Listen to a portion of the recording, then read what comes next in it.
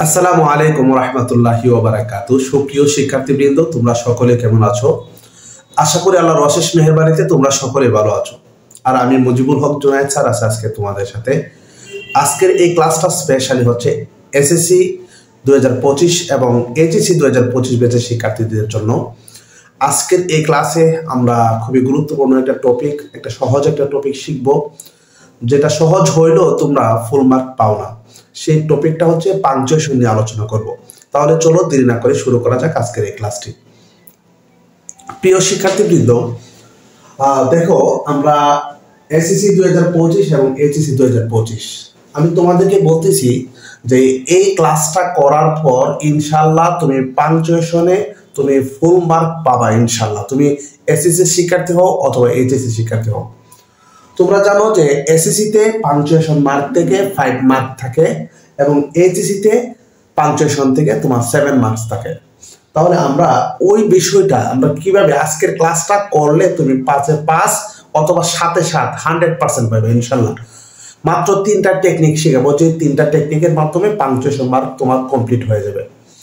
বিষয়টা হচ্ছে দেখো, পাংচুয়েশন মার্কস হচ্ছে 12টা। এর মধ্যে থেকে তোমাদের পরীক্ষায় মূলত যে 6টা থেকে সবচেয়ে বেশি প্রশ্ন আসে সেই 6টা হচ্ছে তোমার যে 6টি পাংচুয়েশন মার্ক বারবার পরীক্ষায় আসে সেগুলো হচ্ছে ফার্স্টে হচ্ছে ফুল স্টপ, তোমরা ফুল স্টপটা সবাই জানো। তারপর হচ্ছে কোয়েশ্চেন মার্ক, প্রশ্নবোধক চিহ্ন, তারপর হচ্ছে কমা আসবে, তারপর হচ্ছে ইনভার্টেড কমা, তারপর হচ্ছে কি এক্সক্লেমেশন মার্ক, তারপর হচ্ছে অ্যাপোস্ট্রফি। এই 6টা পাংচুয়েশন মার্ক সবচেয়ে পরীক্ষায় বেশি আসে। তো আমি তোমাদেরকে মূলত মাত্র 3টা টেকনিক শিখাবো, যে 3টা টেকনিক তুমি অ্যাপ্লাই করলে ইনশাল্লাহ তোমার পাংচুয়েশন মার্ক আর কি হবে না, ভুল হবে না। তাহলে চলো দেখি সেই 3টা পাংচুয়েশন মার্কের 3টা টেকনিক কি। তাহলে চলো আমরা টেকনিক 1টা একটু দেখি। টেকনিক 1-এ দেখো, টেকনিক 1 আমি এখানে একটা কিছু ওয়ার্ড লিখলাম। যেমন এটা সহজে মনে রাখার একটা কৌশল হচ্ছে সো মিস্টার বিজি এর এসডব্লিউটি ফাইল। কি বললাম? সো মিস্টার বিজি এর এসডব্লিউটি ফাইল। এই যে টেকনিক 1 এর নাম হচ্ছে সো মিস্টার বিজি এর এসডব্লিউটি ফাইল। এখন সো দ্বারা মূলত আমি কি বুঝিয়েছি? সো দ্বারা মূলত স্যার বুঝিয়েছি, আর ও দ্বারা মূলত ওকে এবং ও, আর এম দ্বারা হচ্ছে কি মিস্টার এর এম দ্বারা হচ্ছে ম্যাডাম, আর আর দ্বারা হচ্ছে রেডি রিমেম্বার। তারপর হচ্ছে ভিজি এর ভি দ্বারা হচ্ছে ভেরি ওয়েল, আর জি দ্বারা হচ্ছে good morning, good night, good evening. আর এসডব্লিউটি এর এস দ্বারা মূলত হ্যালো এবং হাই বুঝিয়েছি, এবং ডব্লিউ দ্বারা মূলত ওয়েল বুঝিয়েছি। তারপর হচ্ছে টি দ্বারা মূলত থ্যাংক ইউ বুঝিয়েছি এবং অথবা দেন বুঝিয়েছি, আর ওয়াই দ্বারা মূলত ইয়েস বুঝিয়েছি। আর ফাইনের এফ দ্বারা ফাইন, আই দ্বারা আইসি, এবং এন দ্বারা হচ্ছে নো, আর ই দ্বারা হচ্ছে এক্সকিউজ মি। অর্থাৎ তুমি যেভাবে মনে রাখতে পারো, sir, madam, very well, hello, hi, thank you, then, fine, I see, okay, oh, ready, remember, good morning, good night, good evening, well এবং ইয়েস এবং এক্সকিউজ মি, তারপর হচ্ছে কি নো। এই যে শব্দগুলো আছে, এই শব্দগুলো যদি তুমি প্যাসেজের মধ্যে দেখবা, বারবার পরীক্ষার মধ্যে এগুলো আসছে। এখন এই শব্দগুলো যদি তুমি পরীক্ষার হলে পাও, আগে অথবা পরে, এই শব্দগুলোর আগে আমার প্রথম এই শব্দগুলো বাক্যের মাঝে যদি পাও, তাহলে আমরা কয়েকটা টেকনিক শিখাবো। এই টেকনিকের আওতাধীন কয়েকটা রুলস শিখাবো। 1 নম্বর হচ্ছে দেখো, প্রথম বিষয় হচ্ছে দেখো উক্ত শব্দ বলতে আমরা কোনগুলো বুঝিয়েছি? এখানে যে শব্দগুলো বুঝাইছি এই শব্দগুলো উক্ত শব্দ প্লাস তারপর হচ্ছে কমা। এই শব্দগুলোর পরে সবসময় কি বসবে? কমা বসবে, প্লাস স্মল লেটার। অর্থাৎ এই শব্দগুলোর পরে আরেকটা বাক্য যখন শুরু হবে সেই জায়গায় আমরা কি লিখবো? স্মল লেটার লিখবো। স্মল লেটার বাক্যটা শেষ করব এবং শেষে কি দিব? ফুল স্টপ দিব। আশা করি তোমরা বিষয়টা বুঝতে পারছো। আমরা যদি প্রথম টেকনিকের প্রথম বিষয়টা আমরা যদি দেখি, যে কি বললাম, এই শব্দগুলোর পরে সব সময় কি বসবে? কমা বসবে, এবং এর পরবর্তী যে বাক্যটা আছে ওই বাক্যর অংশ বা শব্দটা বলো, যেটাই বলো না কেন, তার প্রথম অঙ্কটা কি হবে? স্মল লেটার হবে এবং শেষে কি হবে? ফুল স্টপ হবে। এই বিষয়টা তোমরা একটু মাথায় রাখবা। তারপর হচ্ছে দেখো আমি প্রত্যেকটা বিষয় বুট কোয়েশনে প্র্যাকটিস করে দেখাবো। 2 নম্বর হচ্ছে দেখো রেলি শব্দটা আছে, রেলি শব্দের পরে রেলি প্লাস আশ্চর্যবোধক চিহ্ন হয়। অর্থাৎ এখানে যে শব্দগুলো বললাম, এখানে এই যে শব্দগুলো বললাম, এই শব্দগুলো সবগুলো শব্দের মানে পরে কমা হয়, কিন্তু একটা শব্দ আছে কি রেলি, এই রেলির পরে সবসময় কি বসবে আশ্চর্যবোধক চিহ্ন বসবে। তারপর হচ্ছে আমরা এরপরে যে ধাপটা সেটা শিখবো, সেটা হচ্ছে আই সবসময় কি হবে, আই সবসময় ক্যাপিটাল লেটার হবে। অর্থাৎ আইটা যখন কি বসবে আলাদা বসবে, তখন আই সবসময় ক্যাপিটাল লেটার হয়, ক্যাপিটাল লেটার অর্থাৎ বড় হাতের হবে, ক্যাপিটাল লেটার হবে। আই সবসময় কি হবে ক্যাপিটাল লেটার হবে। তারপর হচ্ছে আমরা যে শব্দগুলো লিখবো, দেখো এই আই সবসময় কি হয় ক্যাপিটাল লেটার। তারপর হচ্ছে সকল নাম, যত নাম আছে অর্থাৎ রহিম, সলিম, ঢাকা বা যত নাম আছে, সকল নামের প্রথম অক্ষর কি হবে, সকল নামের প্রথম অক্ষর ক্যাপিটাল লেটার হবে, সকল নামের প্রথম অক্ষর কি হবে ক্যাপিটাল লেটার। আবার ভালো করে মনে রাখো, সকল নামের প্রথম অক্ষর কি হবে, প্রথম অক্ষর ক্যাপিটাল লেটার হবে।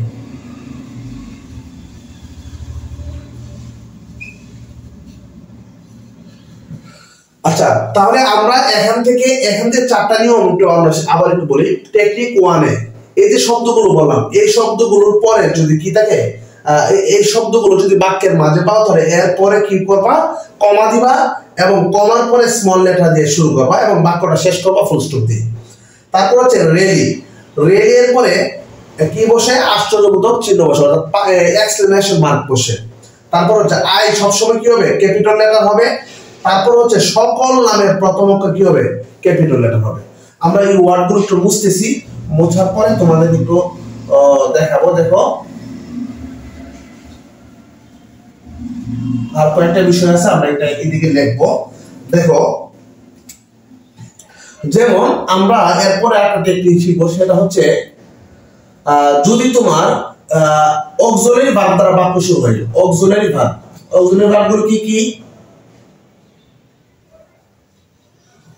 অক্সিলারি ভার্ব অথবা তোমার ডব্লিউএস ওয়ার্ড দ্বারা বাক্য শুরু হলে শেষে প্রশ্নবোধক চিহ্ন বসে। কি বললাম, অক্সিলারি ভার্ব এবং ডব্লিউএস ওয়ার্ড দ্বারা যদি কি হয় বাক্য শুরু হয়, তাহলে কি বসবে শেষে প্রশ্নবোধক চিহ্ন বসবে। আরেকটা বিষয় তোমাদের একটু লেখায় দেই, সেটা হচ্ছে যেমন আমরা যদি বলি may I come in sir, এটা একটা technique, may I come in sir, শেষে প্রশ্নবোধক চিহ্ন এখানে কম হয়, আমি একটু পরে বুঝে দিতেছি। তারপর হচ্ছে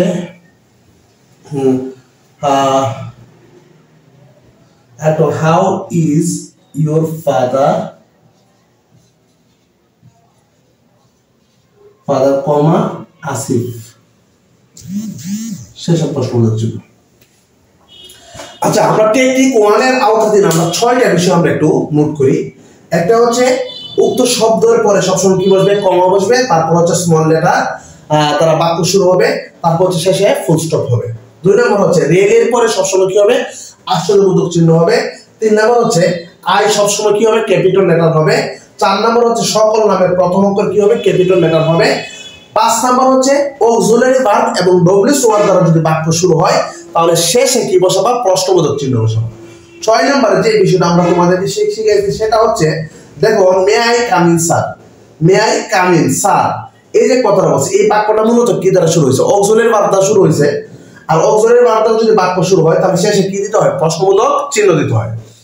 এখন আরেকটা বাক্য দেখো, how is your father Asif, এখানে এটাও ডব্লিউএস ওয়ার্ড দ্বারা বাক্য শুরু হয়েছে, কিন্তু শেষে কি দিলাম আমরা প্রশ্নবোধক চিহ্ন দিলাম। কিন্তু দেখো এই দুইটা বাক্যের মাঝে, অর্থাৎ অক্সিলারি ভার্ব দ্বারা বাক্য শুরু হয়েছে এবং অথবা কি তোমার ডব্লিউএস ওয়ার্ড দ্বারা বাক্য শুরু হয়েছে, এরপরে যদি সম্বোধন বোধক কোনো নাউন থাকে, তার আগে সবসময় কি বসবে কমা বসবে। তাহলে আমরা একটু এই কথা বলতে পারি যে অক্সিলারি ভার্ব এবং ডব্লিউএস ওয়ার্ড দ্বারা বাক্য শুরু হলে আর ওই বাক্যের মাঝে বা শেষে যদি অথবা প্রথমে যদি কি থাকে কোনো একটা নাউন থাকে, যে নাউন দ্বারা কি করা হয় সম্বোধন করা হয়, সেই নাউনের আগে অথবা পরে কি বসবে, কমা বসবে। আশা করি তোমরা বিষয়টা বুঝতে পারছো। তাহলে আমরা টেকনিক 1-এ কিছু ওয়ার্ড শিখলাম, যে ওয়ার্ডগুলোর আমরা কি করব, একদম মুখস্থ করে ফেলবো। আচ্ছা, আমরা মূলত এখন টেকনিক 2-তে চলে যাব। টেকনিক 2 হচ্ছে, দেখো টেকনিক 2-তে আমি তোমাদের কিছু শব্দ বা ওয়ার্ড কিছু তোমাদের জন্য লিখে রাখছি। সেই ওয়ার্ডটা হচ্ছে 4টা ওয়ার্ড। এই 4টা ওয়ার্ড সহজে মনে রাখতে হবে, যে আনসার, সেড, রিপ্লেড এবং আস্কড। টেকনিক 2-তে আমরা মূলত কয়টা টেকনিক 2-তে 4টা ওয়ার্ডের আলোচনা। সেই 4টা ওয়ার্ড হচ্ছে আনসার, সেড, রিপ্লেড এবং কি আস্কড। এই যে 4টা শব্দ আছে, ওই 4টা শব্দ নিয়ে আমি 2টা রুল দিলাম তোমাদেরকে। দেখো, আমরা লিখলাম যে রুল 1-এ সেন্টেন্স প্লাস উক্ত শব্দ plus subject plus full stop. মানে হচ্ছে কোন একটা সেন্টেন্সের পরে যদি কি থাকে, উক্ত 4টা শব্দের কোন একটা শব্দ কি করে থাকে, তাহলে আগের যে সেন্টেন্সটা আছে ওই সেন্টেন্সের মধ্যে তোমাকে ইনভার্টেড কমা দিতে হবে। কি বললাম? রুল 1-এ আবার একটু বিষয়টা বুঝো, যে এই যে কোন একটা সেন্টেন্সের পরে যদি এই 4টা শব্দের কোন একটা শব্দ থাকে, তাহলে আগের সেন্টেন্সের মধ্যে কি দিতে হবে, ইনভার্টেড কমা দিতে হবে।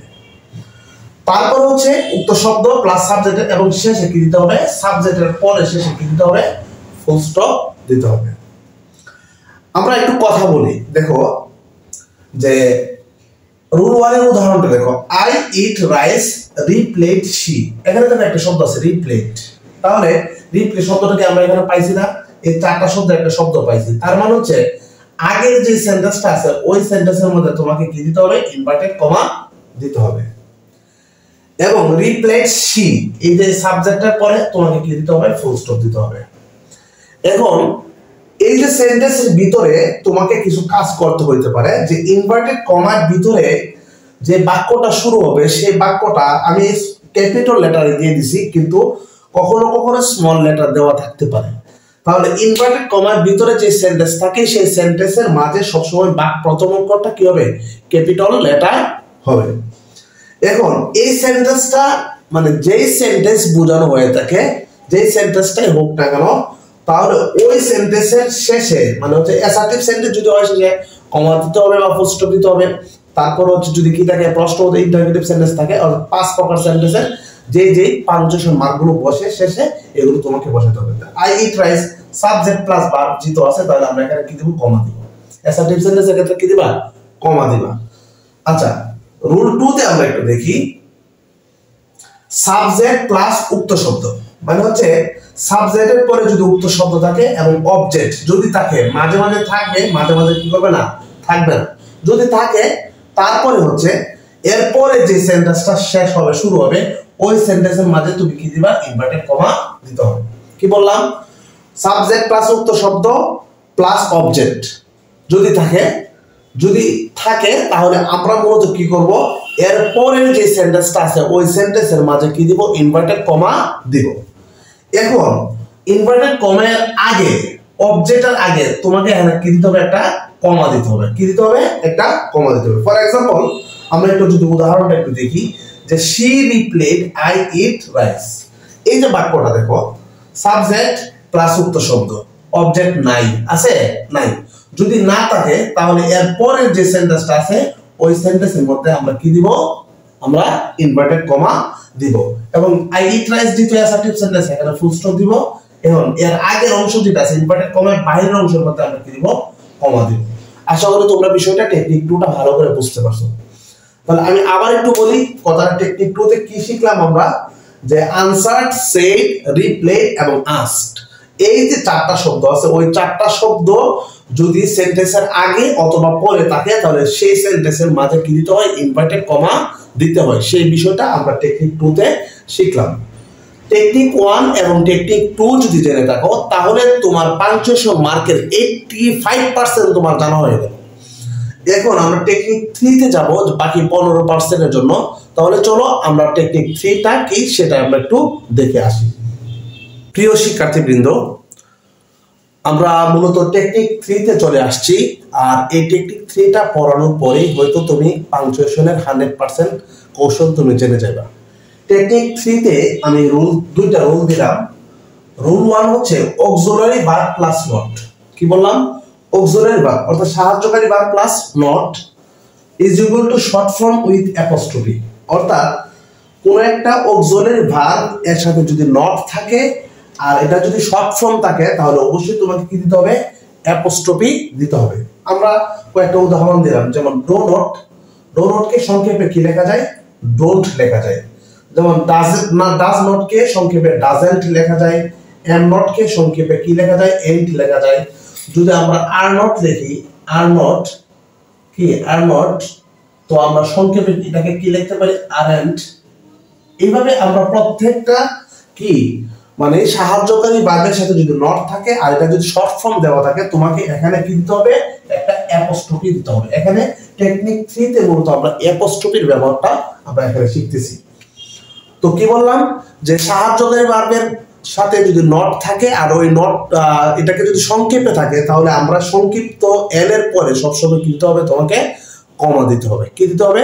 সরি, অ্যাপোস্ট্রফি দিতে হবে। আচ্ছা, রুল 2 তে আমরা জানবো যে সাবজেক্ট প্লাস অক্সিলারি ভার্ব, অর্থাৎ subject plus auxiliary verb is equal to short form with apostrophe. অর্থাৎ সাবজেক্টের পরে যদি অক্সিলারি ভার্ব থাকে সেই ক্ষেত্রে মানে অ্যাপোস্ট্রফি বসানো যায় সংক্ষেপে।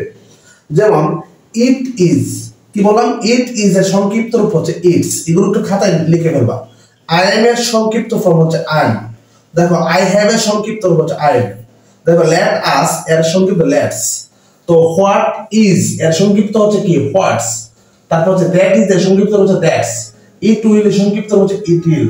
দেখো ইউ আর এর সংক্ষিপ্ত ফর্মটা হচ্ছে এটা। তো আমরা টেকনিক 3 তে মূলত অ্যাপোস্ট্রফির ব্যবহারটা শিখলাম। তাহলে অ্যাপোস্ট্রফি দুইটা জায়গায় বসে। কয়টা জায়গায়? দুইটা জায়গায়।